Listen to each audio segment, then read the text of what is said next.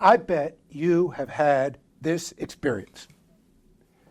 You make an argument, a good argument, and the person you're arguing with does not have a response to your bulletproof, solid argument.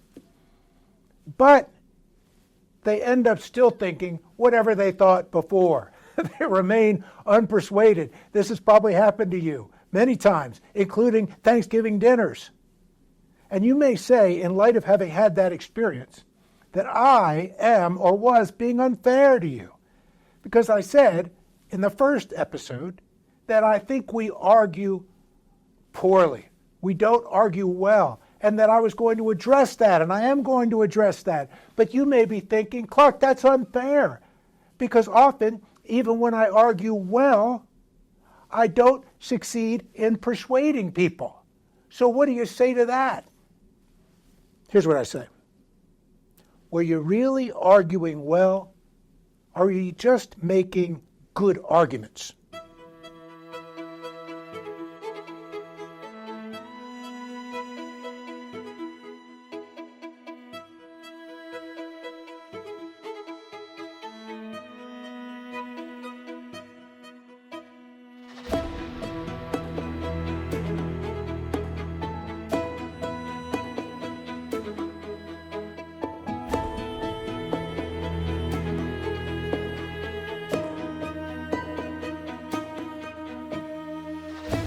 Were you really arguing well, or are you just making good arguments? Here's what I mean. Suppose I hand you a violin and ask you to play it, a violin capable of making beautiful music. And what you do is you take drumsticks and you execute extremely well the techniques of a drummer. And then you get mad because it doesn't sound great. It doesn't sound like a great drum, and it certainly doesn't sound anything like a violin. There's a sense in which you have played well. You have executed the drum beats correctly. I'm granting you that. But you're playing the wrong instrument. That's the problem with our arguments. We've got to figure out what arguments made in what ways will resonate with the particular human beings we are trying to reach. That's what we're going to talk about now. And here's the key. Here is the key. Persuasion is not about the abstract logical strength or cleverness of your argument. Persuasion is better understood as a process of trying to find or make space for your outcome, your understanding, in the worldview of a particular person you're trying to reach. You've got to figure out, understand, and speak to what actually matters to them. Not what matters to you necessarily, or what you think ought to matter to someone or to them. No. You've got to figure out, understand, and speak to what matters to them. Otherwise, you're banging on a violin, and you're not going to get any good music out of it. And so the first key step in persuasion is understanding, empathy.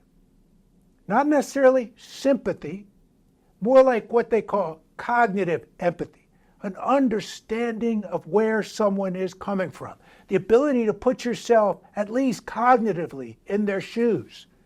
Now, I can't claim that we can separate that entirely from the emotional response of sympathy. As Adam Smith pointed out a long time ago, those are connected in interesting and complicated ways. But our focus here is on understanding. Because only then can you make or find space in that worldview. How are you going to navigate a worldview that you haven't made an effort to map? How are you going to speak to a set of concerns that you haven't even tried to understand? Now, this is difficult. It's really difficult because people are not musical instruments.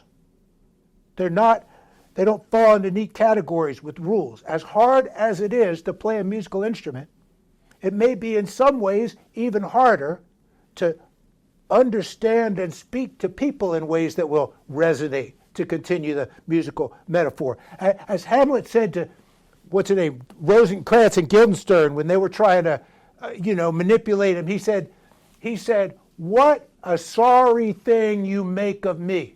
Do you think you could play upon me easier than a pipe? Or do you think I'm easier to play upon than a pipe?" That's what he said. And Hamlet was making the point that people are rich and complex. So don't get the idea that you can manipulate the person you're arguing with like they were some kind of instrument. No, the metaphor doesn't go that far. The point is you have to understand them in a human way as well as you can.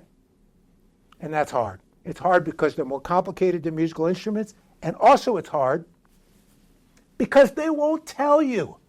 The person you're arguing with almost never, or at least rarely, will tell you exactly what bothers them, what they really care about. Why not? You say, well, first of all, they're not necessarily willing. Not everybody that you're talking to is interested in bearing their soul to you. Sorry. But more to the point, I don't think most people can. What we care about, what matters to us, what resonates, is a complicated mixture of a worldview always in progress. We're always trying to figure it out. No one knows themselves completely. So the person is not often even capable. One of the insights of cognitive theory is that the reasons we give for things and the reasons we have for what we do or think don't always match. Our reasoning is often ex post, pasted on, and not representative. So even if the person is trying, they may find it difficult. You're going to have to think, understand, listen, draw on your experience, your reading, your intuition to try to understand what matters to a human being. It's hard. Let me give you a concrete example. This is too abstract. I happen to be in favor of modest limits on gun ownership. I don't think everybody needs an assault rifle. Some of my friends here in Michigan think differently. They're opposed to almost any restriction on the right to bear arms. And they're not, first of all, to go back to what I said in the first episode, it would not be useful for me to dismiss them as somehow being foolish or whatever the case. First of all, they're not, okay? But second, that would not help me reach them. So instead, I might try to make some kind of argument. Now, the arguments that many of my friends and many people you encounter might make are arguments like drawing from the text of the Second Amendment and perhaps arguing that more guns, at least in some circumstances, make people more safe. And sometimes they might argue that gun control never works anyway. And they would cite the higher levels of violence in some places that have gun control laws. Those are the kind of arguments. Gun control won't work. The Second Amendment says we shouldn't limit ownership. And actually more guns are going to make us safer. Now, this is not the time to go into that particular issue. But trust me, I could take apart each of those arguments standing on one foot with one eye closed. Okay? And I have done so over cold ones at the local county bar. And let me tell you, not one of my friends responds to those arguments by saying, oh yeah, never mind. Those arguments, when I refute those arguments, it does not change people's minds about the Second Amendment or the right to bear arms. Why not? I tell you why not. There's research on this. Because what motivates people's views about gun ownership in the United States is not, in fact, matching the arguments they tend to make. Second Amendment, more guns, safety, gun control won't work. Instead, social science research demonstrates that our views on guns are largely a product of our social and cultural understandings. Guns mean something to people. Guns are representative of a vision of American freedom and manhood. They have to do with taking your boy out of 8th grade on the first day of hunting season. They have to do with a vision of American life and freedom and manhood. Now you might say, well, I don't share that vision. I'm not telling you to share that vision. I'm telling you to try to understand the person you're trying to talk to. And if that's what they're thinking, even if it's kind of a complicated, ever-evolving, not 100% logical mess, that's what you've got to speak to, because that's what really matters. One way you might understand that is by asking how a journalist would feel if they were told that they could only write about certain topics. They would say, oh, First Amendment. And you say, why do you need to write about this and that? Just like I might say, why do you need this kind of rifle or this kind of rifle? And the journalist would say, because that's what it means to be an American. I can write what I want to write. That's a First Amendment. It means something. Okay, the Second Amendment and gun ownership doesn't mean the same thing, but it's something like that. Now again, maybe that's too much of an aside, okay? But I wanted to be concrete to illustrate the point. As long as you're making the arguments that you think someone ought to care about, or the arguments you care about, without having taken the time to understand what the person you're talking to really cares about, not what arguments they made, they just make the arguments that they think they're supposed to make, but what they actually care about, you're not going to persuade them. That's what you need to do. And it's worse than not persuading. Sometimes, if you're not thoughtful about what matters to the person you're talking to, if you haven't really tried to understand how they see the world, you will make persuasion less likely. I won't go on and on with such a long example, but just to illustrate my point, okay? On many issues of high social and moral salience, issues, for example, surrounding gender, and even issues surrounding abortion, issues that are rooted sometimes in people's deep moral or religious beliefs. Some of the arguments that many of us find persuasive are rooted in a kind of mutual respect for alternate viewpoints, kind of rooted in a liberalism picture that says, I won't impose my values on you, and you don't impose my values on me, and that's why we shouldn't discriminate against people for this, that, and the other. And I happen to find those kind of arguments quite persuasive, and often those are some of the reasons I have for some of the positions I have, right? Because I don't want to impose my views on you or anyone else. Well, who am I to do that? But if I'm arguing with, for example, a religious conservative person, someone who takes seriously their Christian beliefs or their adherence to the dictates of the Quran, and I start to talk to them about, well, don't impose my values on me, and don't impose your values on me, and I won't impose my values on you, I'm not going to persuade them. Not only am I not going to persuade them, but if you think for a minute, put yourself in the shoes of someone with deep and serious religious commitments. Chances are what they're more concerned about than the particular issue of whether a trans woman gets in a swim meet or a particular ordinance passes in some jurisdiction.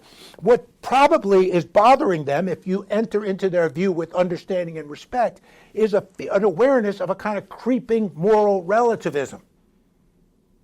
The fear, the notion that we are moving as a society in a direction away from right and wrong, that we have abandoned notions of right and wrong, and that it's all your view and my view, and where's that going to lead us? That's going to all lead us to hell in a handbasket, literally.